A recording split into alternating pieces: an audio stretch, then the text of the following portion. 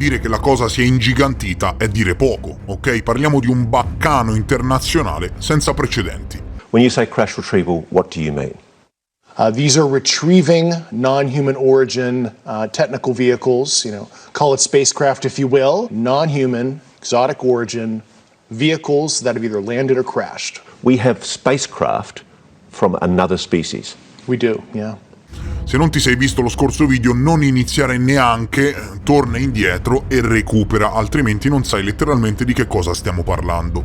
Praticamente, signori, ne ha parlato ogni testata giornalistica del mondo e la notizia si sta ingigantendo a tal punto che sicuramente il governo americano dovrà produrre repentinamente delle smentite. La domanda che maggiormente ha prevalso nei commenti sotto all'ultimo video era questa: architettata o no che sia, perché un personaggio così influente all'interno dell'intelligence americana, comunque un alto funzionario dell'intelligence americana, avrebbe dovuto mettere a repentaglio non solo la sua carriera ma anche la sua libertà divulgando materiale classificato? Dopo la bomba, dopo il clamoroso fulmine a ciel sereno pubblicato da me martedì fuori orario e fuori data, serviva assolutamente un video che aiutasse il pubblico a metabolizzare e assolutamente a fare il punto della situazione per quanto riguarda una questione evidentemente più grande di noi. Vediamo che articoli sono usciti, come si è uniformata a livello internazionale la cosa, come l'hanno presa le persone e sentiremo Avi Loeb. Il signor David Grush, cari amici, membro dell'intelligence geospaziale che prese parte alla task force UFO ufficiale del governo atta a investigare i fenomeni aerei non identificati, ha fornito una denuncia formale al Congresso americano con centinaia di ore di registrazione e documenti che attesterebbero l'esistenza di un progetto clandestino all'interno delle fila governative, un programma vecchio decenni che si occuperebbe del recupero di veicoli non umani, parti di veicoli non umani, materiali alieni e così via. La notizia è saltata fuori dopo che la giornalista Leslie Kean e Ralph Blumenthal hanno redatto una dettagliatissima inchiesta sulla nota testata giornalistica The Debrief. E parliamo degli stessi autori che scrissero del programma ATIP, del programma UFO del governo americano nel 2017 sul New York Times, di cui al tempo non si conosceva l'esistenza, confermato e pubblicato 3 anni dopo dalle stesse autorità governative. Che anche questa volta la Kean abbia fatto centro, è stato riferito che diverse personalità di spicco nell'ambiente dell'intelligence militare hanno confermato le dichiarazioni di Grush e a quanto pare è la prima volta che un personaggio dal background così impeccabile e cristallino fa tali dichiarazioni. Si è inventato tutto? E perché avrebbe dovuto farlo? Fa tutto parte di un architettato sistema governativo per sviare le persone dall'effettiva verità? O parliamo di una testimonianza genuina? Come ho spiegato nello scorso episodio, questo sembra un leak genuino perché semplicemente è improbabile che dopo una sola settimana dalla conferenza NASA UAP abbiano volontariamente fatto saltare fuori una roba del genere senza dare il tempo alle persone di metabolizzare. Quello che personalmente dopo anni di studio ho notato è una ricorrenza, una struttura ben precisa di determinati drops programmati. Come ben sappiamo, c'è chi dietro le quinte orchestra la divulgazione e solo se danno il via libera alle informazioni queste ultime vengono pubblicate. Voglio dire, per quanto riguarda la divulgazione di informazioni fornite dal programma UFO del governo americano, è ovvio che sia il governo stesso a programmarne la divulgazione. Non trovate? E personalmente la mia esperienza mi dice che questo leak non se lo aspettava nessuno perché non è coerente con le tempistiche di rilascio programmate. È molto improbabile che chi di dovere abbia messo in piedi un leak del genere quando solo 6 giorni prima c'è stata 4 ore, e dico 4 ore di conferenza della NASA sugli UFO. Il The Guardian, la famosissima testata giornalistica investigativa fra le più serie e autorevoli del mondo a capo del Consorzio Internazionale di Giornalisti Investigativi, esordisce in data 6 giugno così. Gli Stati Uniti hanno esortato a rivelare prove sugli UFO dopo aver affermato di aver veicoli alieni intatti. Un ex funzionario dell'intelligence afferma che il governo possiede velivoli intatti e parzialmente intatti di origine non umana. UFOs exist. The U.S. government found quite a number of them, and they are indeed of non-human origin. Quello che emerge dal clamoroso articolo del The Guardian, cari signori, che dopo vi condivido, è che, cari amici, urge assolutamente che saltino fuori evidenze documentali correlate a queste dichiarazioni, perché semplicemente, se questo programma esiste, deve, per forza di cose, aver prodotto del materiale. Il Guardian scrive che le informazioni su questi veicoli sono state illegalmente nascoste al Congresso. Grush ha detto che quando ha consegnato informazioni riservate sui veicoli al Congresso ha subito pesanti ritorsioni da parte di funzionari governativi e ha lasciato il governo ad aprile dopo una carriera di 14 anni nell'intelligence statunitense. Jonathan Gray, attuale funzionario dell'intelligence statunitense presso il National Air and Space Intelligence Center, ha confermato al debrief l'esistenza di materiali esotici, aggiungendo: non siamo soli. Non stiamo parlando di origini o identità prosaiche, ha detto Grush. Il materiale include veicoli intatti e parzialmente intatti. Grush ha detto al debrief che l'analisi ha determinato che questo materiale è di origine esotica, che significa intelligenza non umana, di origine extraterrestre o sconosciuta. Questa valutazione è basata sulle morfologie del veicolo e sui test di scienza dei materiali, nonché sul possesso di disposizioni atomiche uniche e firme radiologiche, ha detto. Nick Pope, che trascorse i primi anni 90 indagando sugli UFO per il Ministero della Difesa britannico, ha detto che il resoconto di Grush e Gray sui materiali alieni era molto significativo. Sentiremo nello specifico in esclusiva nazionale per questo canale YouTube le dichiarazioni di Nick Pope nel prossimo video, lunedì. Mi sono preoccupato di invitarlo nuovamente. Una cosa è avere storie sui blog di cospirazione, ma questo porta al livello successivo, con veri addetti ai lavori che si fanno avanti, ha detto Pope. Quando queste persone fanno queste denunce formali, lo fanno con la consapevolezza che se hanno consapevolmente rilasciato una dichiarazione falsa, sono passibili di una multa piuttosto salata e o della prigione. Perché, signori cari, specifichiamo, il signor David Grush ha fornito una denuncia formale al Congresso e a questo punto risulta molto improbabile che abbia riferito il falso. Ma allora, mi chiedo io, in quanto tale, dove sono le prove? Questo è quello che si stanno chiedendo tutti in questo momento, no? Sembra tutto molto campato in aria, non trovi?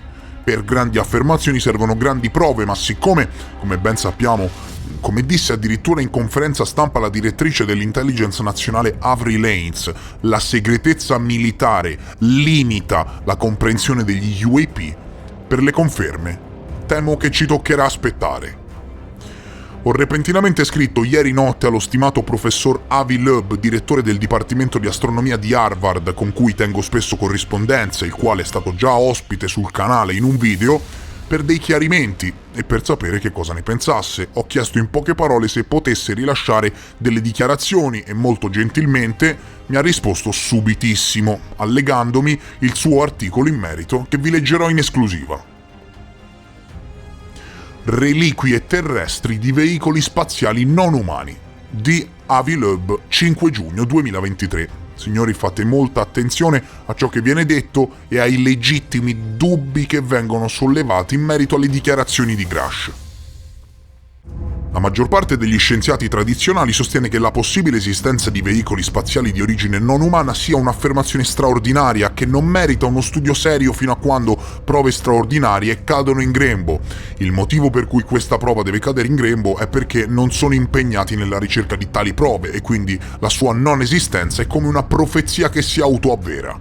La semplice risposta al paradosso di Enrico Fermi, dove sono tutti, è questa. Per scoprire se hai dei vicini, devi usare un telescopio e controllare il tuo cortile di casa in vista di oggetti che provengono dalla strada. Altrimenti è inutile, no?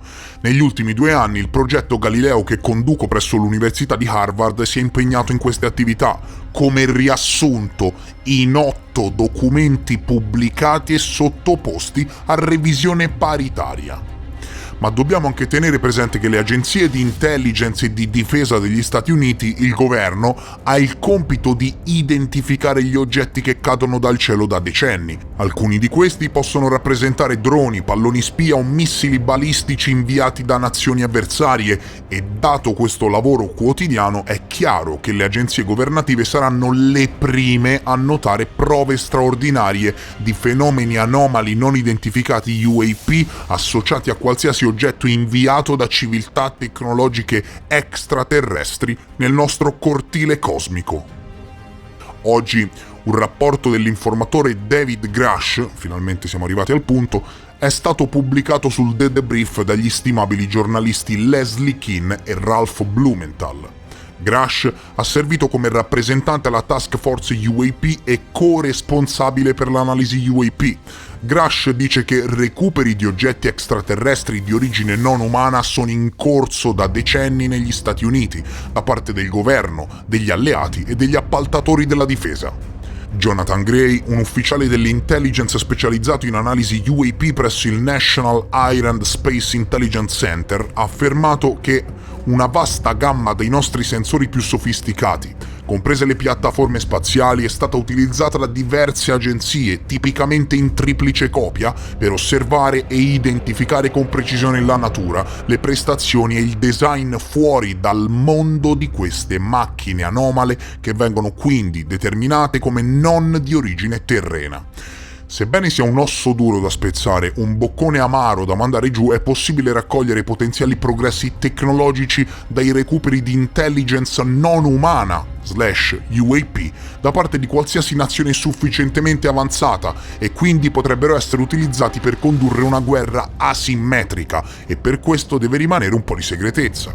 Tuttavia, scrive Avi Loeb, non è più necessario continuare a negare l'esistenza di queste tecnologie avanzate derivate dall'intelligenza non umana o negare che queste tecnologie siano atterrate, si siano schiantate o siano cadute nelle mani degli esseri umani.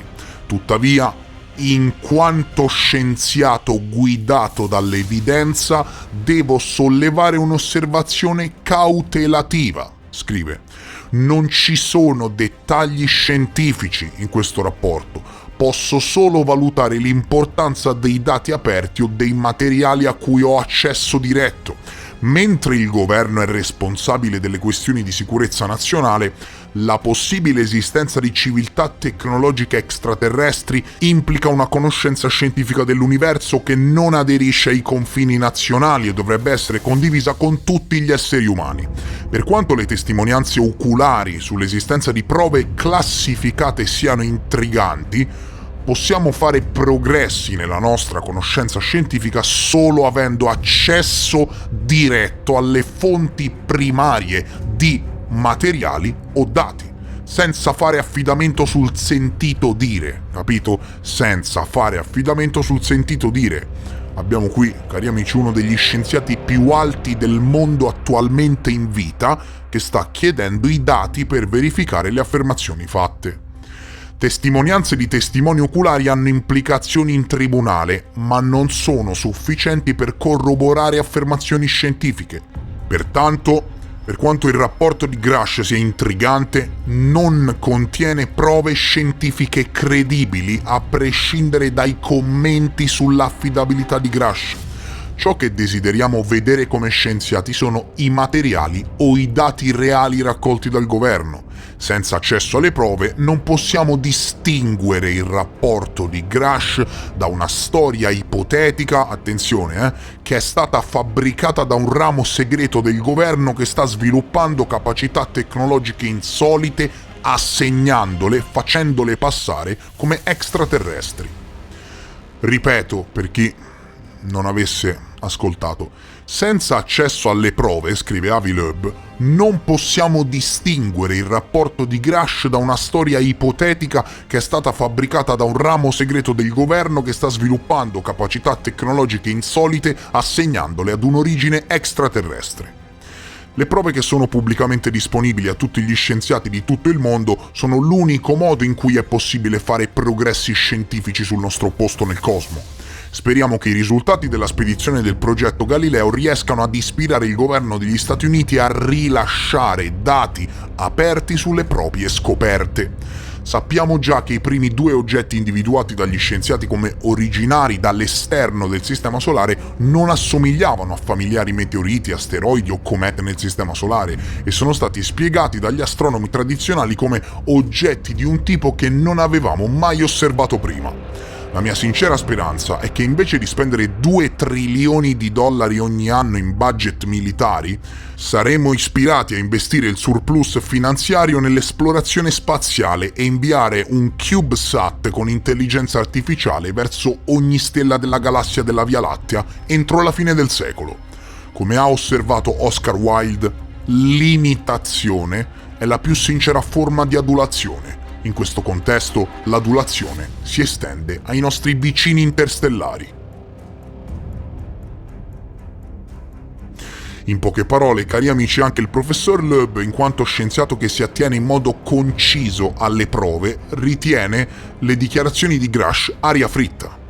Aria fritta fino a quando non saranno accompagnate da prove, ok? È così sottile la linea di demarcazione, come spiega il professore, che basta che il Congresso rilasci ufficialmente il fascicolo che parla del programma divulgato da Grush e il signorino qui diventa una leggenda del settore, chiaro? Ha sempre funzionato in questo modo. Il governo rispondeva al baccano mediatico e più circolavano voci, cari amici, e trapelavano in maniera non autorizzata informazioni classificate e più, ad un certo punto, il governo si è trovato costretto a confermare. Dai video della Nimitz, al programma ATIP, dal progetto Blue Book concluso nel lontano 69 a molti altri esempi che potrei fare. Più si crea baccano, più le testate più influenti del mondo ne parlano, più determinate informazioni circolano e più aumenta la possibilità di una qualche ammissione da parte delle autorità. Quando il pressing mediatico si fa troppo alto, vi ricorderete, no? Tutti i video che uscivano a raffica e poi il governo si trovò per forza di cose costretto a confermarli. Quando il pressing mediatico si fa troppo alto, le autorità si trovano costrette a fare determinate dichiarazioni per non perderci la faccia e il meccanismo che noi altri come comunità di internet dobbiamo innescare è proprio questo. Come dice il professore nel suo scritto, è coerente la dichiarazione di Grush perché gli occhi più grandi, i sensori più all'avanguardia che vengono impiegati 24 ore su 24, 7 giorni su 7, 365 giorni all'anno sono del governo, che si deve accertare che non vengano compiuti attacchi e quant'altro, e con l'evolvere della tecnologia, parlando di probabilità, è molto più probabile che a captare qualcosa di anomalo siano i satelliti spia super avanzati del governo che non quelli di un osservatore occasionale. Chiaro? Spero di essere stato chiaro. C'è un piccolo problema, però. Il problema è questo: le autorità, come entrano in possesso di dati sensibili, hanno il potere assoluto di renderli top secret, di coprire la consapevolezza mondiale attraverso la segretezza militare, e questo noi altri come comunità di internet dobbiamo cercare di impedirlo.